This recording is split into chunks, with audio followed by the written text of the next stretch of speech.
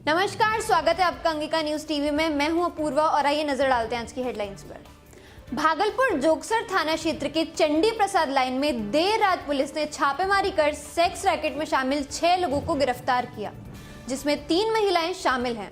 Police ने इनके पास से नकद के साथ भारी संख्या में शराब की खाली बोतलें, 7 मोबाइल और कई आपत्तिजनक चीजें बरामद की हैं। जोगसर ओपी क्षेत्र में चंडीदास लेन में एक मकान में किराए में रहकर और बाहर से लड़कियों को लाकर पुनः धंधा शुरू करा दिए हैं, हमारी की गई।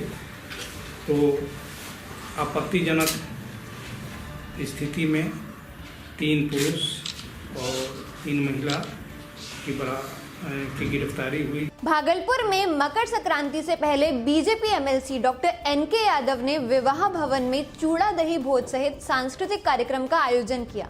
इस भोज में शहर के कई पार्टी के नेताओं सहित बीजेपी के कार्यकर्ता शामिल हुए और दही चूड़ा भोज का लुत्फ उठाया।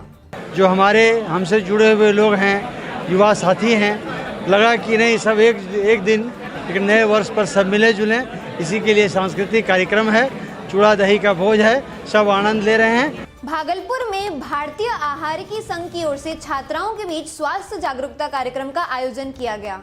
सरयू देवी मोहनलाल बालिका विद्यालय में आयोजित इस कार्यक्रम में डॉक्टर्स ने छात्राओं को स्वास्थ्य संबंधी खान पान को लेकर जानकारी दी। किसी के भी खाने में अगर कुछ खास चीज़ों की कमी हो जाए, जैसे आयरन है या प्रोटीन है, विटामिन है, मिनरल है, अगर कमी हो जाए तो बीमारियां हो सकती हैं। तो नॉर्मल डाइट में जैसे हरे साग सब्जी, केला और जो भी साधारण खाना है उसको उचित मात्रा में खाएंगे तो जो बीमारी है या जो भी आयरन वगैरह की कमी है वो सारा ठीक हो सकता है।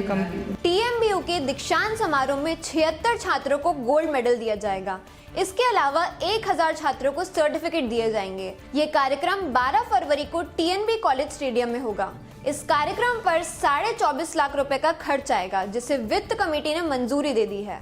दिल्ली के पूर्व कानून मंत्री जितेंद्र सिंह तोमर के फर्जी लॉ डिग्री मामले में पटियाला हाउस कोर्ट में गवाही शुरू हो गई है। तोमर पर आरोप है कि उन्होंने फर्जी कागजात के आधार पर टीएमबीयू से फर्जी डिग्री ली।